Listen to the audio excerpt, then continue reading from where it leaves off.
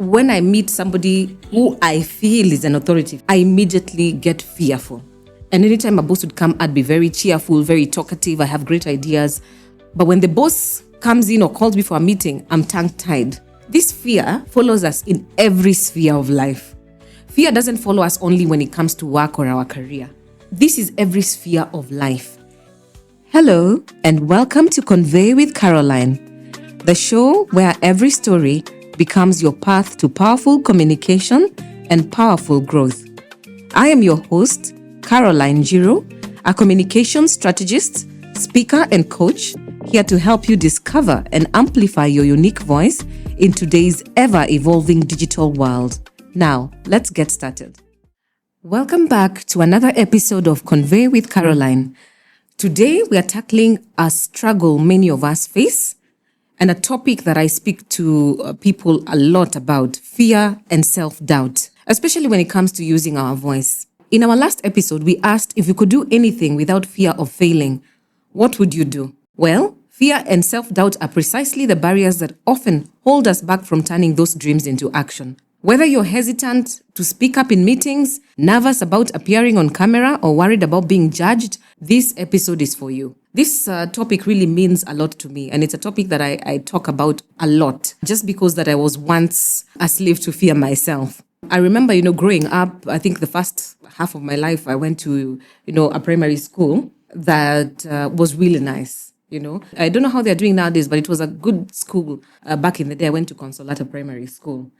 And we used to have a wonderful time. We were really being encouraged to, be ourselves. When I got to standard 6, I was transferred. Now I went to a boarding school. And when I got there, I was very confident. I knew how to do a couple of things. I was very empowered. But when I got there, I found that the system was different.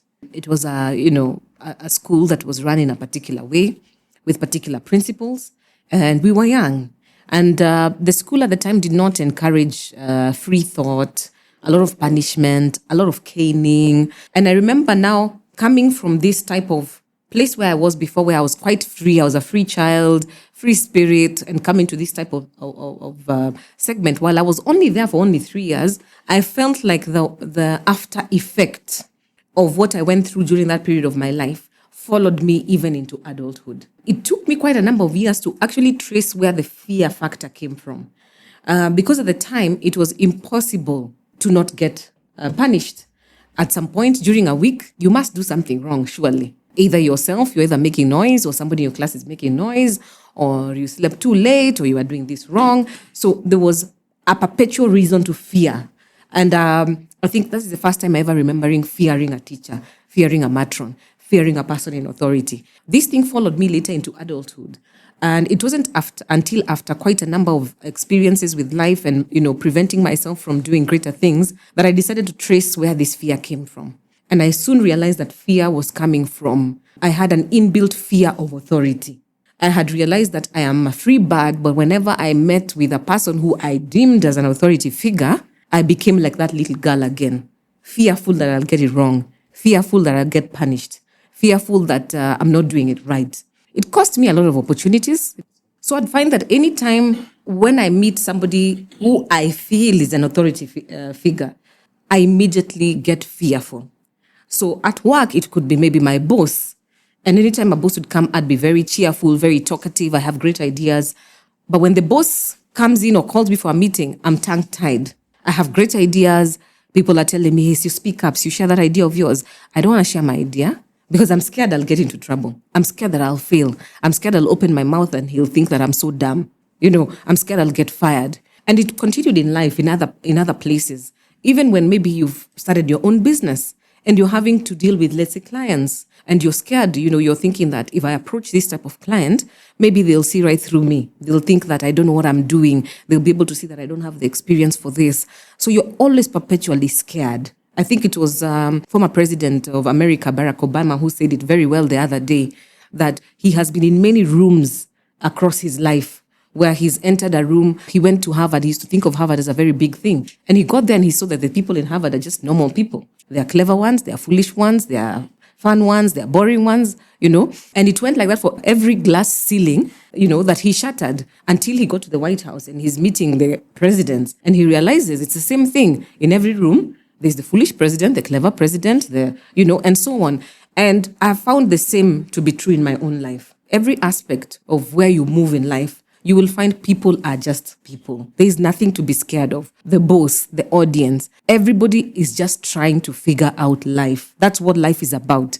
Nobody who is walking on this planet has figured it out.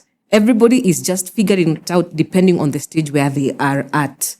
And every time they are growing, and it doesn't matter whether they are a president, a boss, or anything. So you could be just scared of something that isn't even real. And what's the worst that could happen, really? So I know that sometimes when you're in it, at the time when I was in it, it would have been very hard for me to understand, first of all, why I had the fear, because I'm only able to identify it now because I did the work. And I was able to understand where it came from. And I was able to, heal the child within me, sort of, and be free. Now, when we talked about last week about seeking first the kingdom of God and going back to the beginning and going back to who created us and what did he intend for our life, you will find that life had no fear. God did not create fear in the world at all.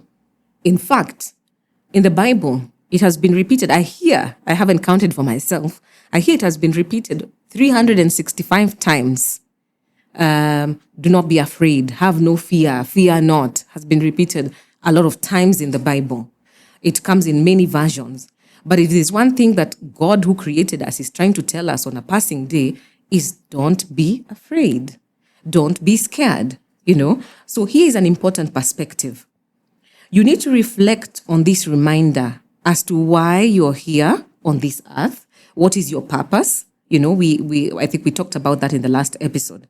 In Matthew chapter 6, verse 25 to 34, Jesus tells us, do not worry about your life. Who of you by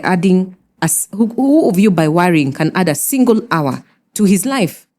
Do not worry about what you will eat or drink, what you will wear, and so on and so forth. And it goes to even talk about how if God can take care of the birds in the sky, what about you, who he cares so much about that he created in his own image? It's a clear indication that fear and worry do not come from the being that created you. They are something that either is created, either we are forced to undergo, or something that we create and allow in ourselves. Grounding ourselves in a higher purpose or faith can shift our mindset from anxiety to assurance. The problem with worry is that it keeps generating fear, anxiety. Anxiety is now a diagnosed illness that people even get, medication for. So what if you could end your anxiety the natural way? Because just like we have been told, just fear by itself does not change anything.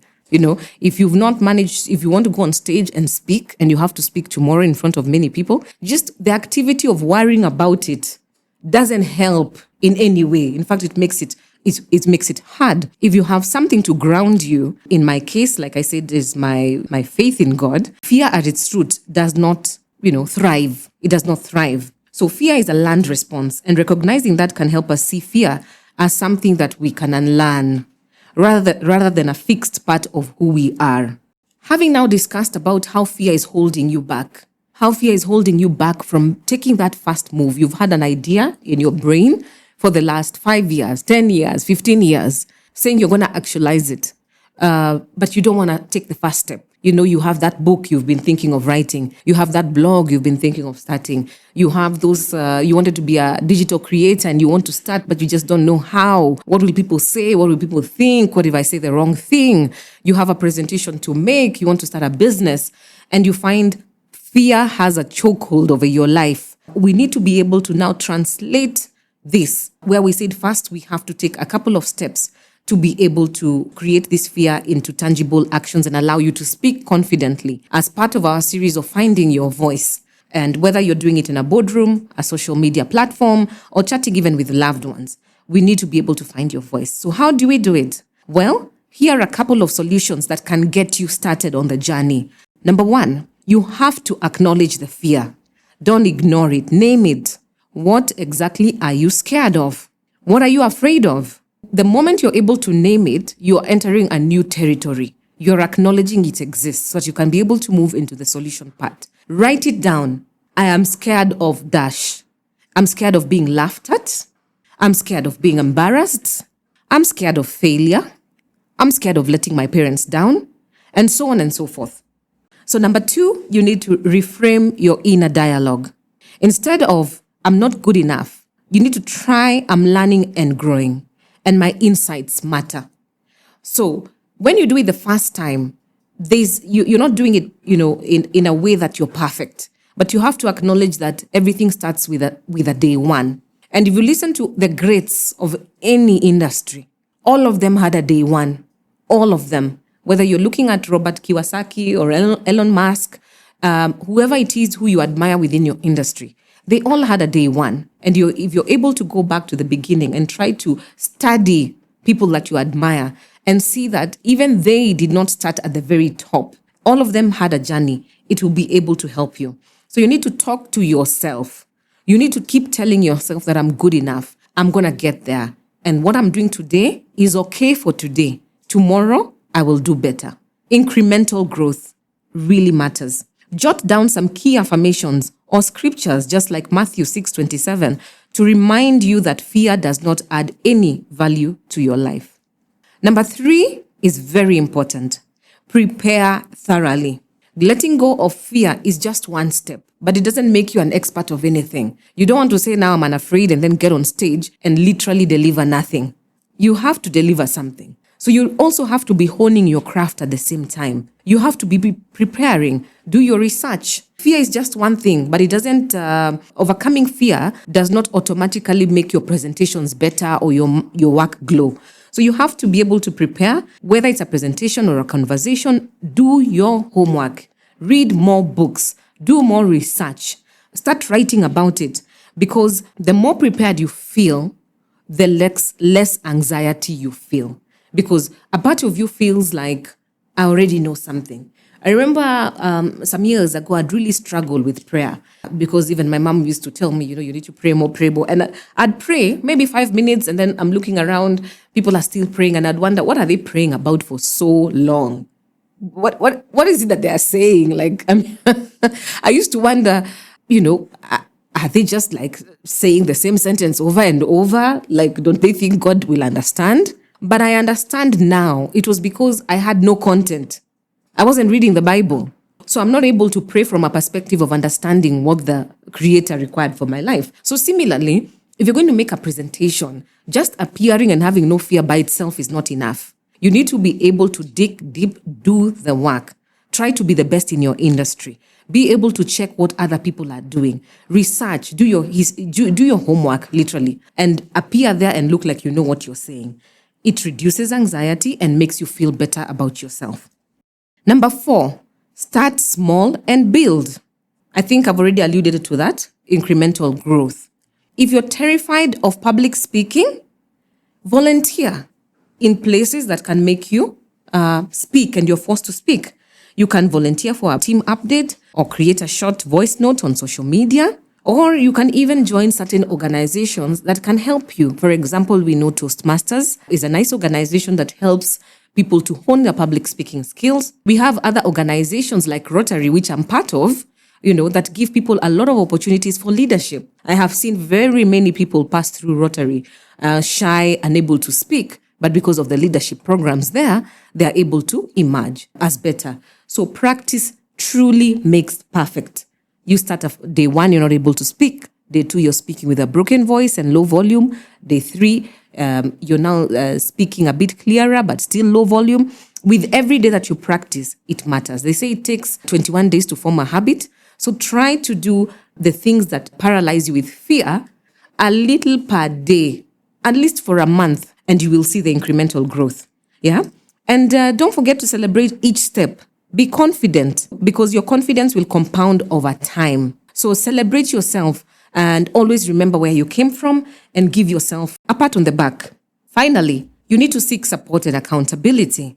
It is important to seek a mentor, Like I said, you can join a speaking club like Toastmasters or Rotary, or you can find a supportive friend. It can be a spouse, your friend, your girlfriend, your boyfriend, a family member who can give you honest feedback and encouragement every step of the way. Having somebody who believes in you can accelerate your growth because they hold you accountable, they don't let you give up, and they can help you challenge those inner doubts. Sometimes other people see in us that which we cannot see in ourselves. And you could be very fearful or, you're really skeptic the first step, but the people around you really feel like you're doing a great job. So surround yourself with people who can support this particular growth.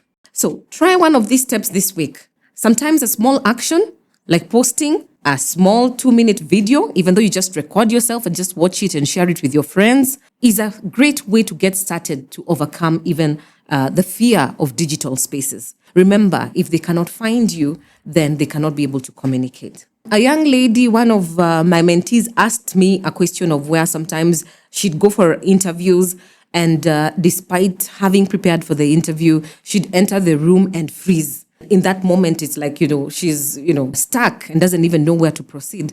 There are a few activities that you can do to be able to bring yourself and calm yourself. I know sometimes they do it even in schools with younger children where they're taught even breathing techniques of breathing in and out and in and out 10 times to just calm yourself. Sometimes there are even activities where you're told to fixate on a particular thing, an item in front of you, like fixate on, your notebook to remind you that you're here, you're present in this room, and you fixate on something and look at it and focus on it. Like I said, if you're a person of faith like myself, prayer helps. And also having some affirmations that you can repeat in your mind. I will have no fear. I'll have no fear. Can help you. I know I'm good enough. I'm good enough. So affirmations can also assist when people are stuck in those type of situations. And also, remember, like I said, people are just people. The people who are interviewing you, sometimes you could even get that job and within a month you realize that you are a much better worker than any of the people who were interviewing you on that particular day. So I hope these tips are able to assist someone and that you're able to take the first step towards overcoming fear. Here's the interesting thing. This fear follows us in every sphere of life. Fear doesn't follow us only when it comes to work or our career. It's not only at work or when you're trying to, write your book or, do this particular project or pitch to a particular customer or, you want to approach a mentor. This is every sphere of life. There's some people until today, especially those who grew up with really traditional parents, are even fearful or even going to tell their parents the truth about what they do, for a living. You have people in relationships also, girlfriends, boyfriends, husbands, wives, who are unable to communicate effectively within their relationships just because of fear, something that they went through in the past, perhaps a trauma. Some people were molested while they were younger, and they have something holding them back from having an open an intimate relationship with another person. For other people, it is fear of rejection. Maybe they were rejected or somebody broke their hearts, and it affects them, their communication style within their relationship today. And that's why I said it's very, very important to address the root cause of where that fear came from. Each and every one of us has a message within them that the world wants to hear. So if fear is holding you back, today is the take action. Step 1, it's not going to happen overnight, but it's a process. I've heard of that, thing of you attract what you fear. Actually, I think it was one of the things that led to the success of the book, The Secret, which was, the reverse, that you attract that which you put your mind to. So sometimes we make our greatest fear come true because you believe it so hard. You believe it like you say, oh my gosh, I'm really poor at public speaking. I'm really poor at pitching. If I go to the client and tell them the idea that I have, they'll chase me off and they'll reject me. And so I'd rather not try. I convince myself that I'm safer not trying than trying and being devastated with a rejection. And you persuade yourself that. So by doing that, you actually make your fear come true. Because you're not trying, obviously you fail. So you end up failing and then you tell yourself, You see, I knew it. I knew it all along. I knew I wasn't even good enough. Thank God I didn't even try. Thank God I didn't even embarrass myself. So those are some of the cases where refusing to try. And successful people will tell you that for them to succeed, they had to get used to the many no's. Like you have to accept in life that you will get no's. It's a fact of life. So the faster I can get to the no, the faster I get to the yes. So if it was a probability thing, like if it was a probability of 1 in every 20 will be a yes, then I better get to the 19. I better get the first no's over and done with so that I can get quickly to the yes. But if I never start, the first no puts me away from my path. How will I ever reach the yes? You know? And I think a lot of successful people, when we read the books and you read their stories, this is what they repeat over and over again. They were rejected, then a yes. Rejected, then a yes. And even the people who are most successful today still face rejections here and there, but they don't let it stop them. As we wrap up, remember, fear often signals that you're on the verge of growing into something greater. If you stay in your comfort zone, you will remain the same. You will not grow. And that's not what we are here for, right? I'd love to hear from you. Please share any victories or challenges you're facing in fear this week. Hearing your experiences will motivate me to keep these conversations going. If this episode has been helpful to you, please subscribe, review, or share with a friend who could use some extra courage. So until next time, remember, the world needs your voice, so let's convey excellence. Thank you for tuning in. I am Caroline Giro, and this has been Convey with Caroline. See you at the next episode.